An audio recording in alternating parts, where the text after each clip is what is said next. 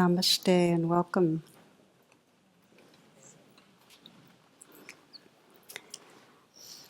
This talk tonight is part 2 of a series on seeking truth. And part 1 was really what we might call radical self-honesty, where we began to shine the light of awareness on the layers that are often unconscious, the loneliness or the feelings of being special or being bad in some way, feelings of loneliness, whatever is there that is really keeping us in trance. And how when we begin to become aware of what's unconscious and included in awareness, we're actually freed up to really live from a more full and alive and spontaneous quality of being. Tonight we're going to be deepening that inquiry and really looking at perhaps the most fundamental illusion we live with that keeps us from the truth of who we are, which is that perception of being separate, that I am a separate egoic self and the world's out here and I'm in here. And so we'll be looking really at the inquiry that all spiritual traditions have, which is, who am I, or what am I really?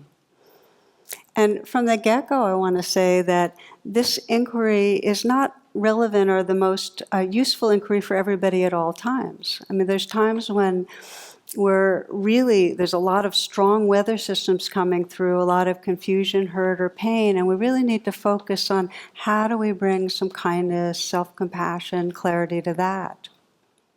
But there's other times when things quiet down a bit and we can begin to ask that very core question of, really, who am I? And there's a kind of attitude that supports us in this, and which is that to kind of go with a light touch, because if we try to storm the gates with that inquiry, we just land up in another egoic state. So just interest, curiosity, humor, kindness, just a gentle inquiry. And we'll begin with one of my favorite poems. This is by Tukaram. He writes, "I was meditating with my cat the other day, and all of a sudden she shouted, 'What happened?' I knew exactly what she meant, but encouraged her to say more, feeling if she got it all out on the table, she'd sleep better that night. So I responded, 'Tell me more, dear.' And she soulfully meowed, 'Well, I was mingled with the sky. I was comets whizzing here and there. I was suns in heat. Hell, I was the galaxies. But now look, I'm landlocked in fur.' To this I said, 'I know exactly what you mean. What to say about conversation between mystics?' This is sometimes described as the big squeeze, and it's something we all have a taste of, which is that on some deep level, we sense that mystery. You know, sometimes it comes out when we see the stars at night, or that incredible sense of tenderness that emerges when we behold a loved one when they're happy or sad. You know, it can happen when we're in nature and we just lose ourselves in the beauty.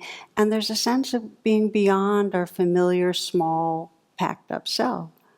And then there's every day that we know how small-minded we can get, you know, how petty it can be, how our worries just circle around, and the real protagonist in about everything is moi, and we're mostly trying to sense, how do I get more comfortable, and how do I solve this problem, and the world is landlocked in fur, right? So there is really at the heart of the spiritual path this yearning not to fight that landlocked feeling, but to deepen our attention so we can begin to discover that belonging to the galaxies, that the star and the light that's really at the very source of our being, and the warmth that really animates our heart, the awareness that's here. It's really right there that we really want to know the truth of who we are. And I know for myself, if I kind of track back my own practice in spiritual life, I had some sense. I was very active in social justice and just a political activist for quite a while in college. And there was some part of me that sensed I really wanted to discover some more of this mystery I was intuiting, and I began doing yoga. And I'll never forget senior year walking out of a yoga class, and it was springtime, and the fragrance and the air and the smells and the feelings that were there. And I stopped. I just got really still, and there was a slight breeze. And in those moments, my body and my mind were in exactly the same place. It's like there was just a belonging to everything. That self-sense was not interfering. And those kind of experiences had me decide to join a spiritual community where I'd be practicing much, much more full-time. And for whatever reason, my temperament, whatever, I joined a very vigorous one and donned all sorts of garb and got up at 3:30 in the morning and did yoga and meditation and prayer and lived a very kind of arduous spiritual life. And it had many, many tastes of that sense of everything falling away and there just being love and light and presence and belonging. Many tastes. And it was wrapped up in some idea that I was on my way somewhere and that it was going to get even more explosive than that and I was going to be in some permanent state of ecstasy or whatever. But I had some idea that enlightenment was down the road and I wasn't there yet. Still this yearning. I ended up growing out of that particular ashram lifestyle and went to my first Buddhist retreat. And one of the first stories I heard went like this. There was a woman who decided she had to go see the guru. She just had to go see the guru. But the guru, she was, lived in Manhattan, and the guru was in India. So her travel agent tried to dissuade her and said, why don't you go to Miami like you usually do? She said, no, I got to see the guru, because it takes like a long flight around the globe, and then you have to get on a train across India. And on the train, she ran into somebody going to see the exact same guru, and that person said, you can only say 2 words, or 3 words, I think. Yeah, 3 words. And she said, I know, but that's okay, I'm going. She gets across India, she gets on this bus, the bus ride, these sharp hairpin turns. It was just very, very scary and arduous. Runs into a couple of other devotees on their way, and they reminded her of the 3 words, and she's all right with that. She finally gets there, and she goes to the encampment where the guru's holding court. It's in this long line. She gets to the front of the line. Again, the attendants remind her of the rules, and she goes in, and there he is. And he's in his saffron robes, and he's got his wispy beard. And she goes right up to him, and she looks him in the eye, and she says, Sheldon, come home.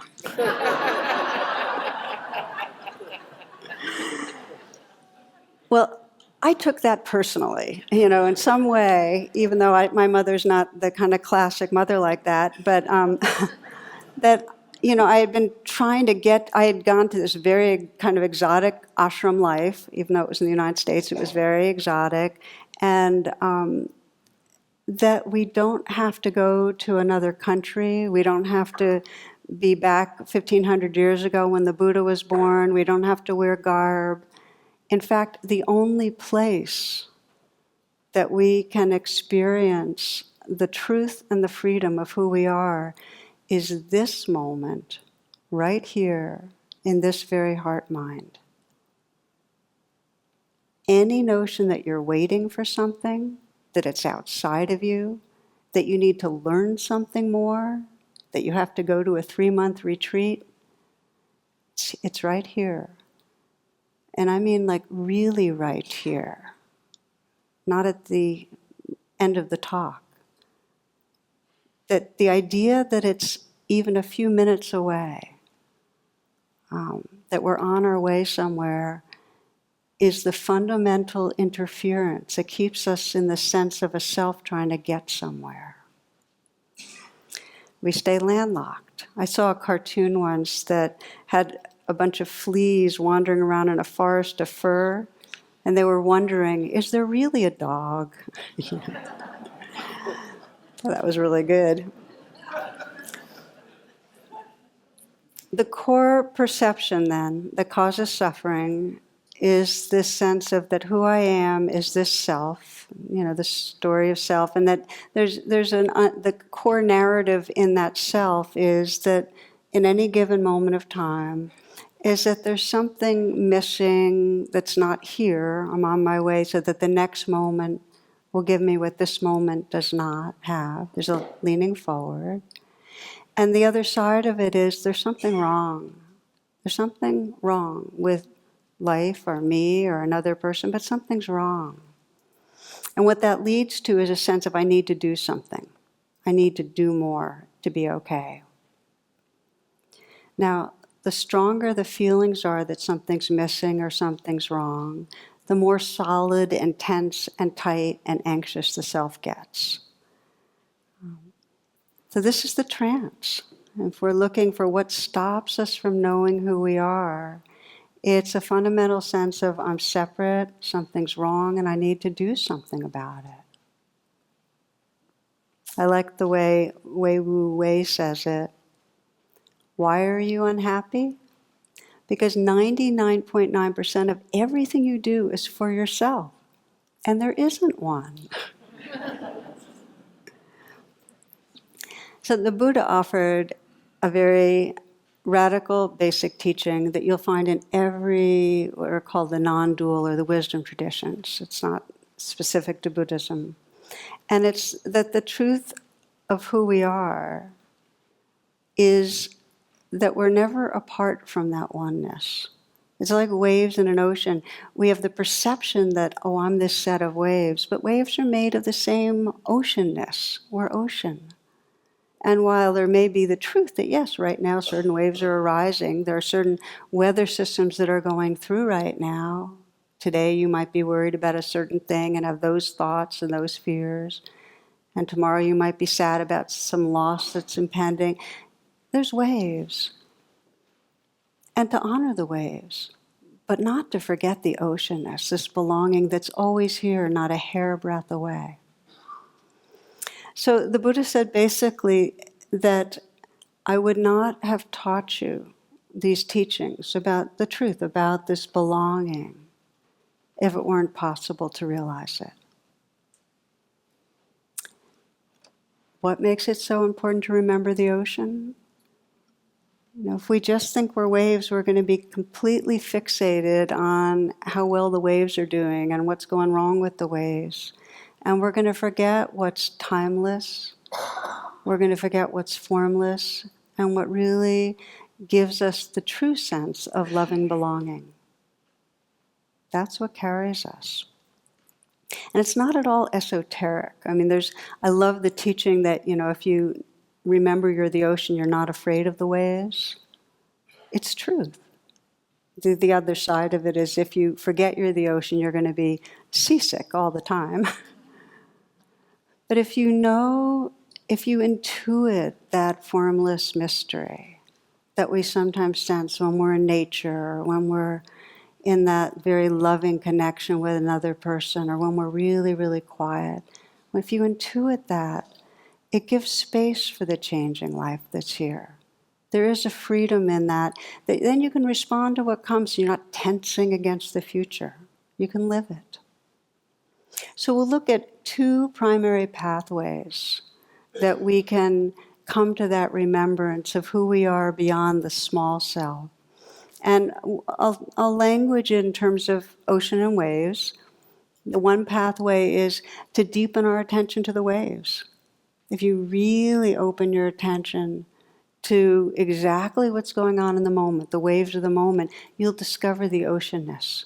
You'll sense something larger of who you are. And then the other pathway is directly turn the attention to the quality of awareness itself. Takes being a little quieter, but we'll explore both of them.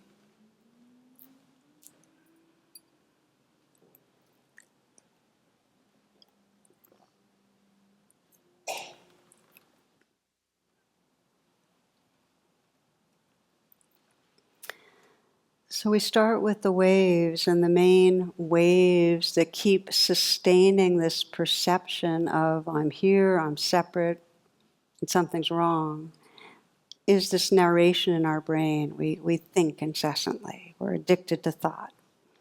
And so we keep telling ourselves what's wrong, which creates a biochemistry of anxiety and worry that then turns more thoughts. This is what Carlos Castaneda writes. He says, we maintain our world with our inner dialogue. A man or woman of knowledge is aware that the world will change completely as soon as they stop talking to themselves. So this is the core level of training, that we recognize the waves of thinking and we begin to say, oh, okay, these are thoughts, but I don't have to be lost in them. So a primary flag of being in trance, a primary flag of really what's keeping us stuck in this kind of egoic self is obsessive thinking. And it's a survival tool of the ego, and it goes way overboard. Always trying to figure something out, ruminating. And one of my favorite examples of how the obsessive mind works is when I think back to when we had a dog, Hakuna. We call him a super standard. He was huge standard poodle, just supersized. And he weighed about 110 pounds, and I would take him for a walk, and he'd be happily sniffing, and we'd really enjoy it. But whenever I saw this pair of Akitas that also came would cross paths with us now and then, it was tough because he would lurch at them. So as soon as I saw them, I would wrap the leash around a tree to hold it, because he was 110 pounds, and when he lurched, that was it for me. So I would be holding him like that, and he'd be going crazy, and just as aggressive as you could imagine. They'd pass, I'd unwrap it, and he'd go back to sniffing and cheerfully wandering around. Now, if it was a human that was happening to, they'd keep fueling the fight stories, like, who the hell do they think they are? They're in my hood, you can't trust them, they'll do it again, I'm going to show them, I'm no wimp, I'm not going to be stepped on. We would get into it, but, it was like out of sight, out of mind. He went back to enjoying himself. I've mentioned this a lot. One neuroscientist described it, that our emotions, if left to their own devices, 1.5 minutes. They come, we get aggravated, aggressive, whatever, they go. But they get fueled by our obsessive thinking. We keep the resentments going by remembering what that person did wrong to us. Or our fears going by anticipating how we're going to blow it when we get to this event that we need to perform for. Whatever it is, we keep it going. So this is a key element of practice, that we recognize the waves of thoughts. And we even, there's one teacher that said, just keep asking yourself, am I dreaming right now? And it's really powerful. It just turns the light to, oh, okay, I'm inside that movie right now. The biggest takeaway I find when people practice more deeply, let's say at a week-long retreat, is they come out of it and get it. I am not my thoughts. These are waves. They're part of my ocean of being, but they don't define me. My thoughts aren't the truth that defines me. They're real but not true. And I love that phrase from Tibetan teacher Tsoknyi Rinpoche, real but not true. They're real in that they're real waves moving in the ocean. But the content isn't truth. When you have a thought about a tree, it's not the tree itself, the living tree with bark and leaves and blowing in the wind. It's just an image, a soundbite if you're having, words going on. Real but not true. And yet it's so easy to take these waves in our ocean, this virtual reality, as the real thing. Anyone that's dated knows what it's like with the personals, like you get this idea of a person, you kind of think that's who they are. There was one that I read a while back that was the best. Single black female seeks male companionship, ethnicity unimportant. I'm a very good-looking girl who loves to play. I love long walks in the woods, riding in your pickup truck, hunting, camping, and fishing trips, cozy winter nights lying by the fire. Candlelight dinners will have me eating out of your hand, rub me the right way, and watch me respond. I'll be at the front door when you get home from work, wearing only what nature gave me. Kiss me, and I'm yours. Then there's a call and a phone number. Ask for Daisy. So thousands of men called this number to find it was the Atlanta Humane Society. And Daisy's, of course, a black lab retriever. It's virtual reality. Isn't that the best personals? I love that one.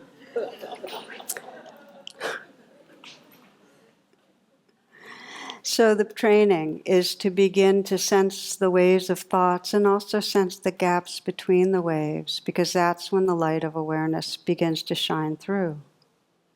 The training is be quiet and don't believe your mind, and don't believe your mind, and don't believe your mind. Okay? So now the challenge is what happens when there's really sticky thoughts, when the waves are recurrent waves and they're really powerful. And this is what we'll call core beliefs. And how do we deal with those waves?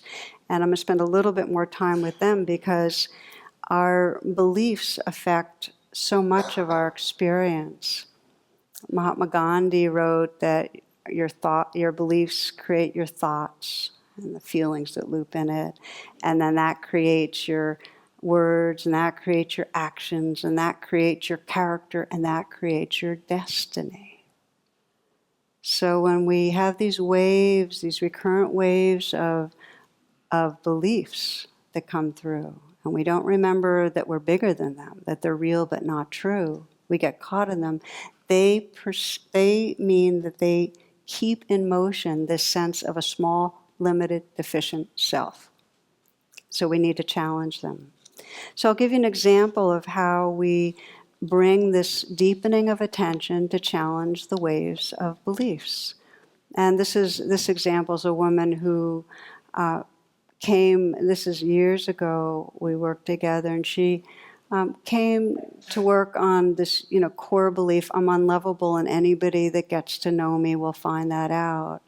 And she went through a series of relationships, and her pattern was that as soon as they started to get some closeness, and there was any sense of criticism or any sense the other person was not fully in, she would go pull way, way back and get very armored, because it was that sense of, oh, he'll find out. And once he really knows who I am, won't be attracted or won't find me appealing.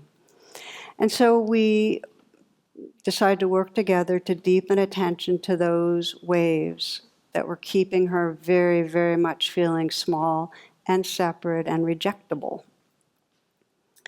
Now, some of what we do with deepening attention, if you are familiar with rain, just to recognize and allow, okay, this is the set of waves that are going on. To not make that bad or wrong. This is what's happening. We need to just offer attention. And then to investigate. Recognize as are, A is allow, I is investigate. And one of the teachers that's fabulous at investigating is Byron Katie in terms of beliefs. So if you haven't heard of her and you're working with beliefs, she's great. We begin to ask questions, and then we begin to offer the N of rain, nourish, kindness. So with her, we began to investigate, and I asked her, she was basically saying, I'm unlovable. That's the belief. And I said, is it possible that's a real belief, but it's not truth? And she said, it's possible, but it feels true. And when that's often the case, that we can intellectually go, well, it might not be, but this is how it feels, and which is what, of course, keeps us going. So I asked her, well, what's it like when you're living with that belief really full-blown, and when you're really sitting there feeling, I'm just unlovable, and when you're really perceiving the unlovable self, what's it like? And she described this hollowness and this ache and this shame of just not wanting anyone to see her. And I said, well, what's it like to I mean, as you live through your life, how has it affected your life to have that? And she described how many situations she really could never really relax or enjoy because she always felt in some way marginal or that she didn't belong. And when she sensed that whole landscape of how many moments that belief, I'm unlovable, how it had affected her whole life, that's what I call the ouch moment. That's when she really could sense the suffering and pain of living with that, of believing her belief. You know, could feel it. You know, her eyes welled up when she saw how her whole life. I call it sometimes a soul sadness. When you see the whole contour and shape and landscape of your life, that deep sense of something's wrong with me, how it affects it. And so that's when I said, "What do you wish for yourself right now?" And she said, "My deepest wish is that I could really trust and believe and feel lovable."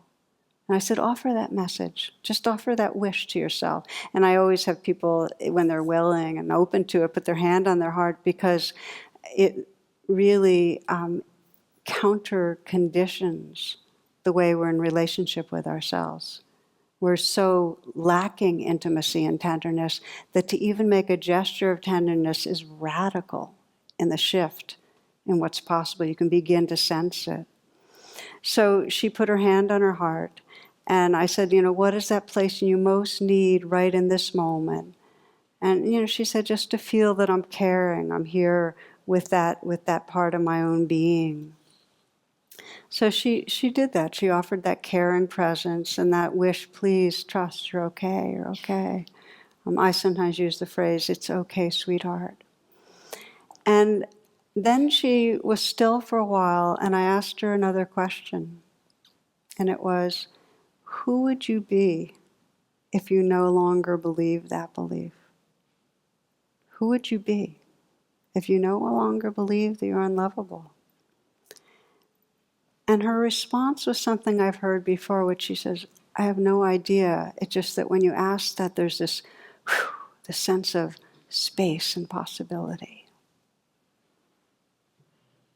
Which is a beautiful answer because the who we really are isn't some other form of a self.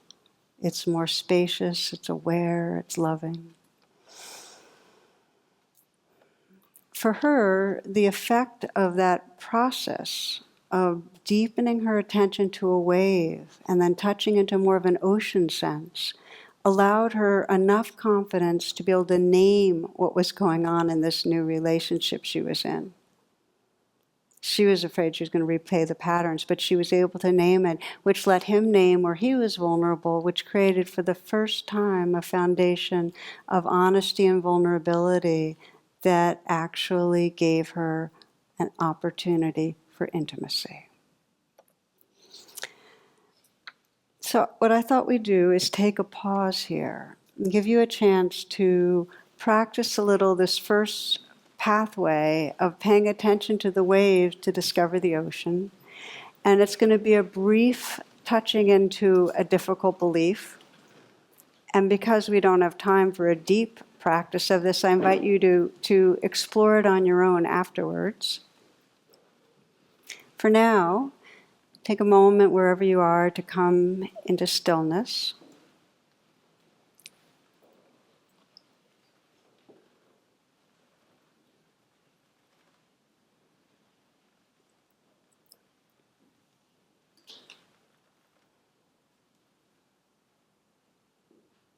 And you might scan your life right now and sense where it is you find you get stuck, emotionally stuck and reactive, where you know that you're in some way down on yourself.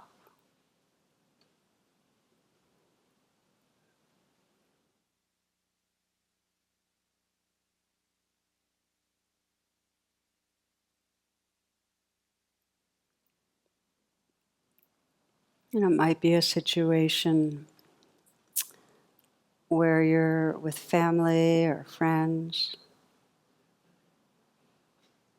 It might be a conflict that happens with your partner, It might be around an addictive behavior or something at work, where you get emotionally stuck, either angry or hurt, anxious, and you know that you're down on yourself in some way.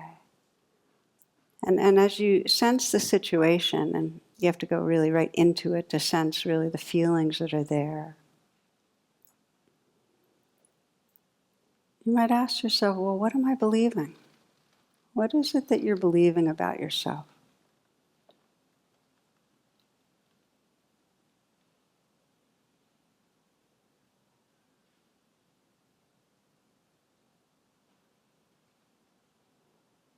Is it that you're always going to fail? Or is it like this woman that in some way you're unlovable? That something's wrong with you?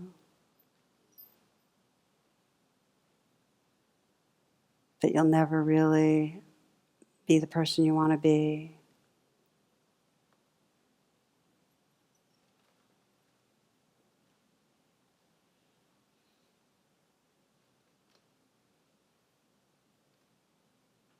That you're not forgivable?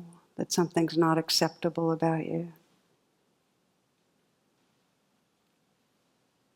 Just to begin to recognize and allow that, okay, so there's this core belief. This is the waves of the ocean that you're getting stuck in, that you're forgetting the larger sense of who you are. Just that recognition. You might ask yourself, is it possible that this belief is real, I'm really experiencing it, but not truth? There's a larger truth. Is that possible?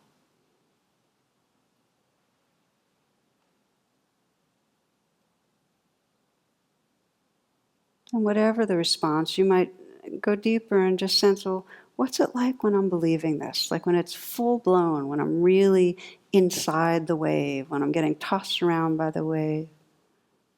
I'm really buying it. What goes on in my body and my heart? What's the feeling?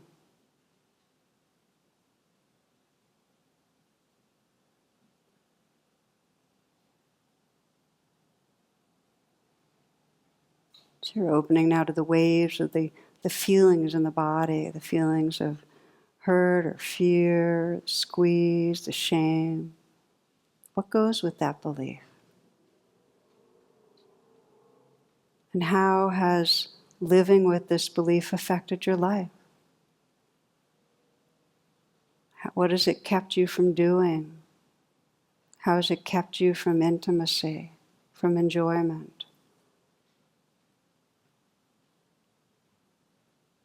How has it kept you from really letting in or expressing love, creativity, aliveness?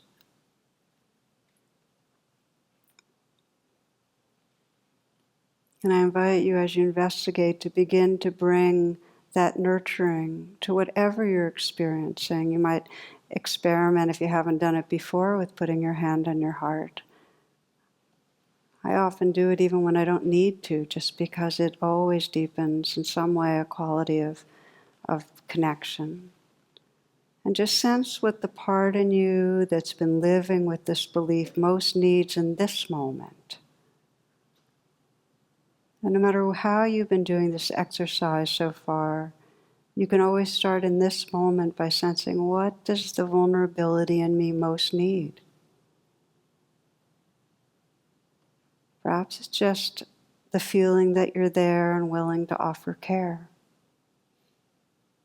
Perhaps there's some wise and caring part of you that has a message to offer.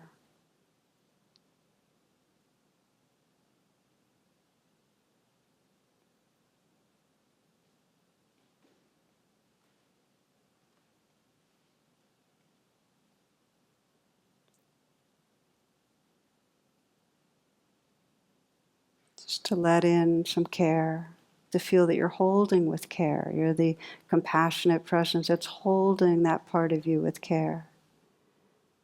And you might ask that final question: who would I be if I didn't believe that limiting belief anymore? Who would I be?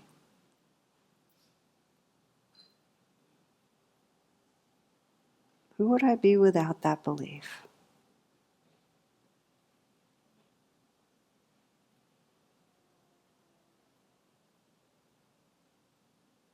Perhaps you can sense that shift from that stuck self to something much more vast and mysterious and free.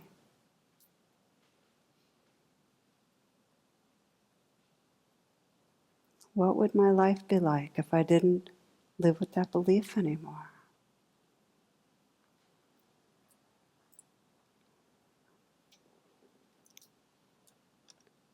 So you can take some full breaths and in some way feel what's going on inside you at whatever stage of your process you're at, and know that you can revisit this when you have more time, bringing these qualities of attention, of clarity and kindness to wherever there's waves that you've been stuck inside.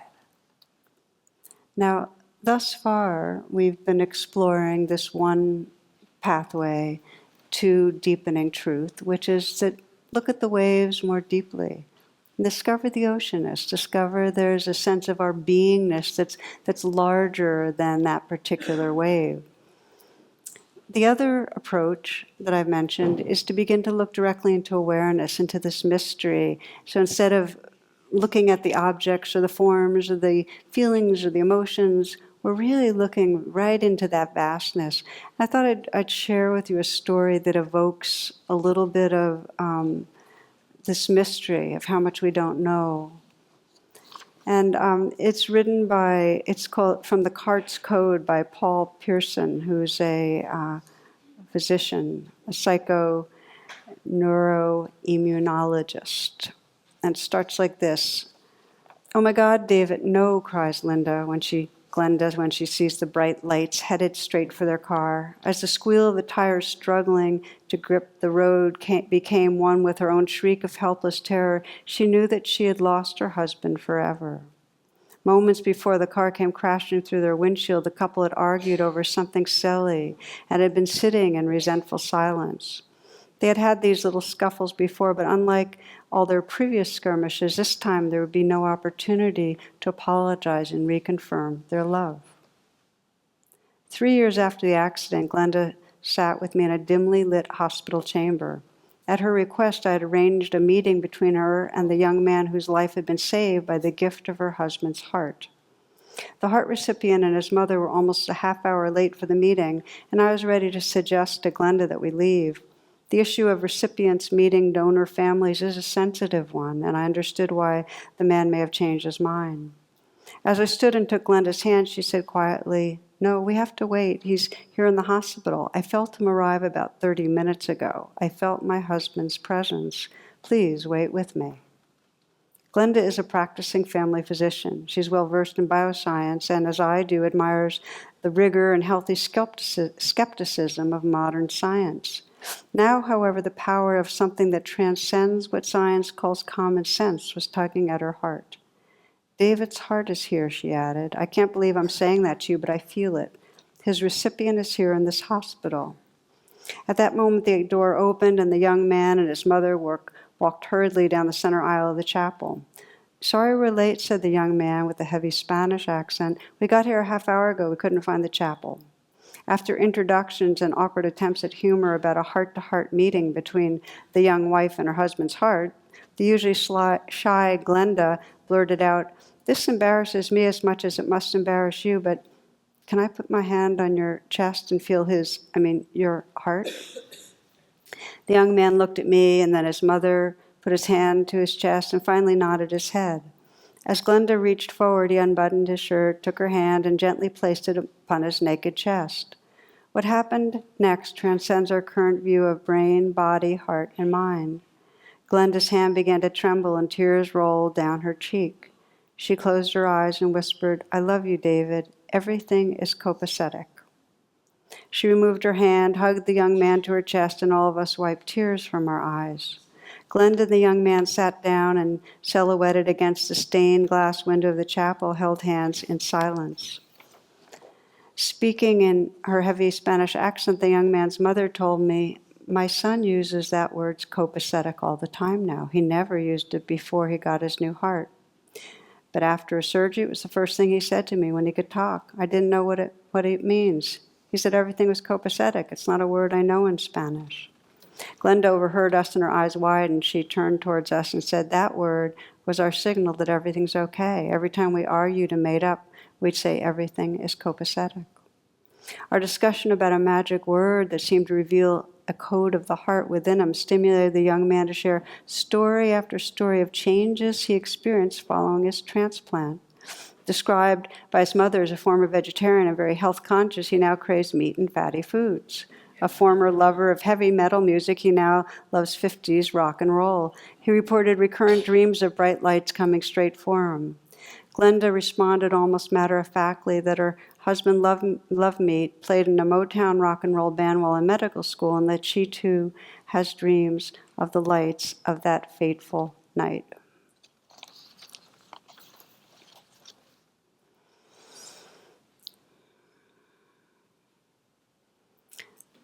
The reason I share this story and the reason it touches me so much is that it kind of catapults me into don't know mind, that we kind of think we know what it's all about, and this world is so mysterious. I mean, what is love, and what are these beings? Do we reside in these bodies and hearts, and what happens after we're here? And I mean, for so many that have accompanied the dying and know how transformative it is to sense this mystery that's just right around the edges. It's always here that we block out with our day-to-day trance.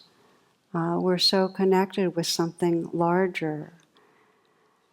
And I know that happens, that we feel like when we're with the dying, there's something that is momentous and meaningful that happens we don't want to forget. And it happens when we face our own mortality. And there's this longing to keep remembering, and what that is that we don't want to forget is that we belong to something larger. That this isn't it, this little world of our thoughts and our fears and our wants, that there's something larger, and there's a tremendous refuge of truth in that allows us to hold this world more lightly but also cherish it, because we're not grasping for it to be a certain way and scared it's going to go away. There's more of that sense of a fearless heart.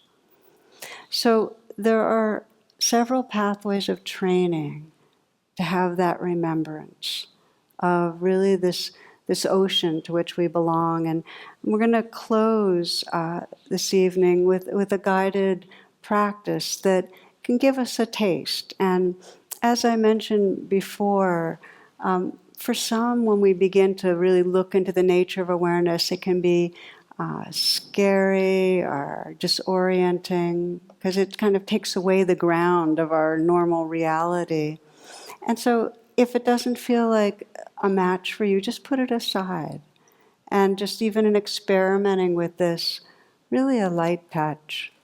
Try not to think about it so much, just to feel your way in a kind of embodied, open way. I like to begin, and I do this for myself too, so you may have been with me before with this first question I have for you. It's really about a 15-second meditation, okay, this first part. And what I'd like you to do is for the next 15 seconds, close your eyes and try not to be aware, okay? 15 seconds, beginning now. Try not to be aware.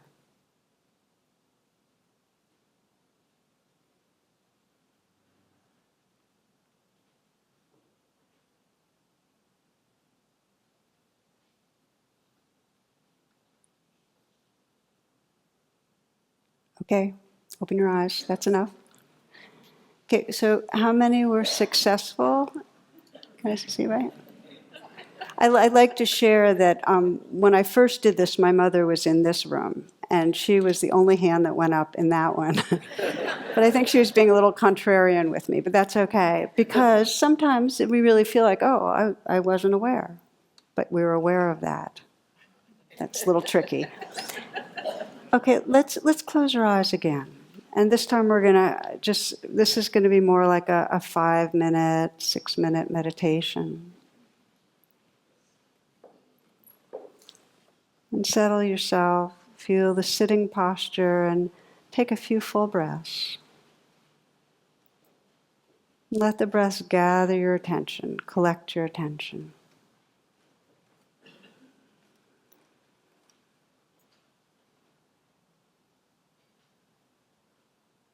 And for a moment again, you might try not to be aware.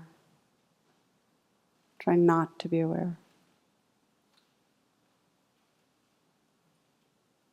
And very quickly notice that awareness is always here. We might not be aware of the awareness, but it's here. There's this ongoing registering of sound and sensation and feelings. You might let that awareness that's here be relocated. And just imagine that that awareness is in front of you and up a bit, like a stage light, but it's your awareness that's looking down on this body and mind, bearing witness, perceiving. And just through that locality above, in front of you, just be aware of the body and sensations and feelings that's here in what you call you.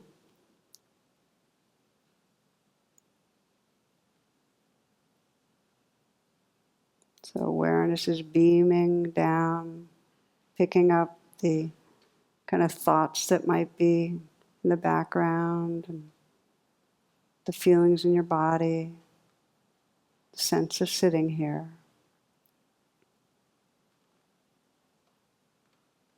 And sense that witness, that beaming awareness now just kind of surrounding you. So it's around to the sides and behind you. It's really all surrounding you and seeping inside so that you can begin to sense that that awareness is outside and inside. So it's feeling from the inside out and aware from the inside out of your body. Interior space of awareness, feeling sensations. Exterior, sensing sounds. So there's this whole field of awareness picking up everything. Continuous field of sensation. It's the stillness that's perceiving aliveness and vibration.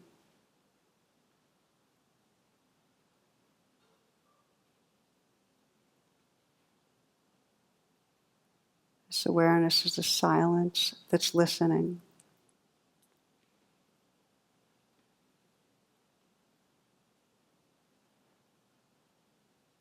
It's the openness, the formless openness that sounds and sensations are occurring in.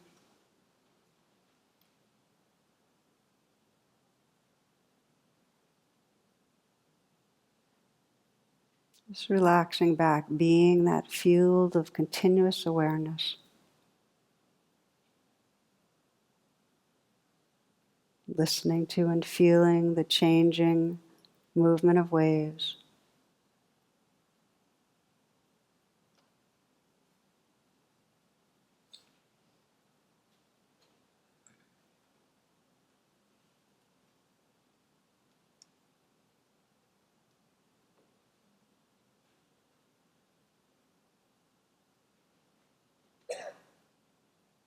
Listening to the sounds.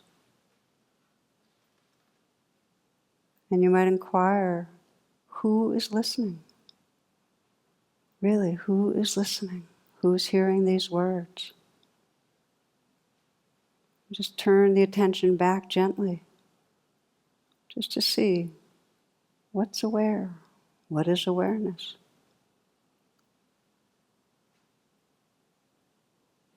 And then just let go. Just be that awareness. Again, that silence that's listening.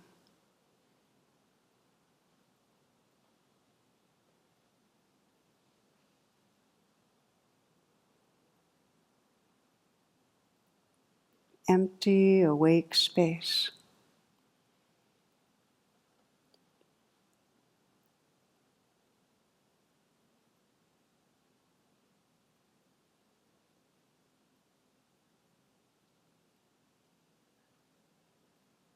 If a thought comes up, who's thinking?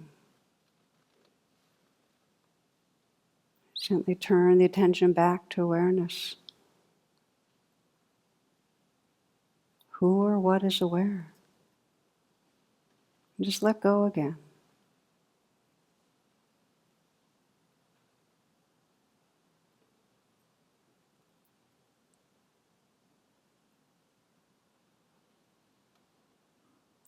Sri Nisargadatta says, when I look into my mind, I see I am nothing. When I look into my heart, I see I am everything. Between the two, my life flows.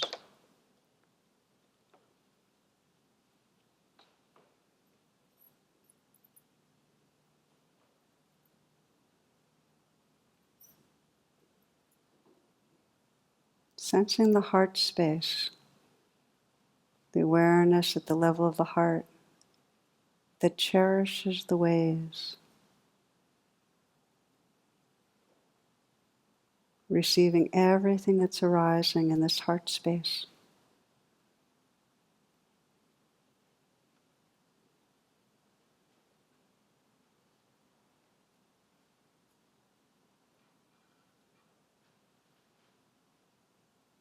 And you might bring to mind a dear one. Just let the image and sense of someone who's dear come to mind.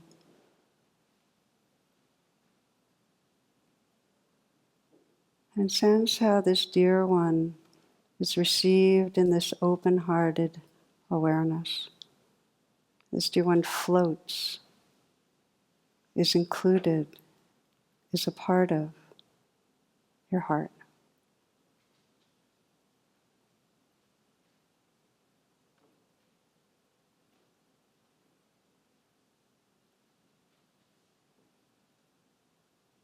And perhaps let another person arise in awareness. Sensing how this heart space holds this being. Awake, open, inclusive, and tender, intrinsically tender.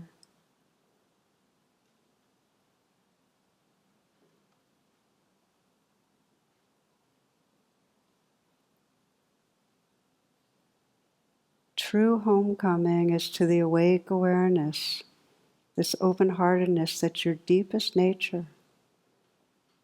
You're not a human awakening to spirit. You are spirit awareness, awakening through this body-mind. The truth you're seeking is already here.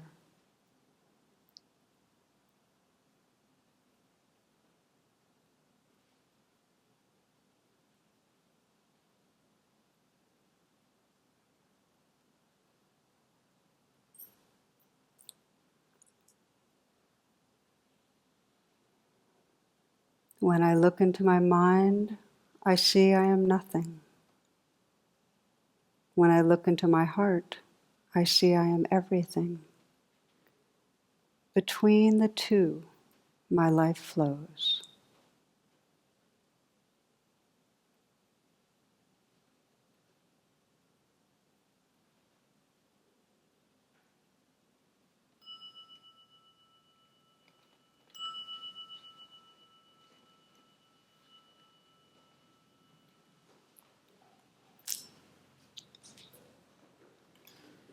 Thank you for your presence.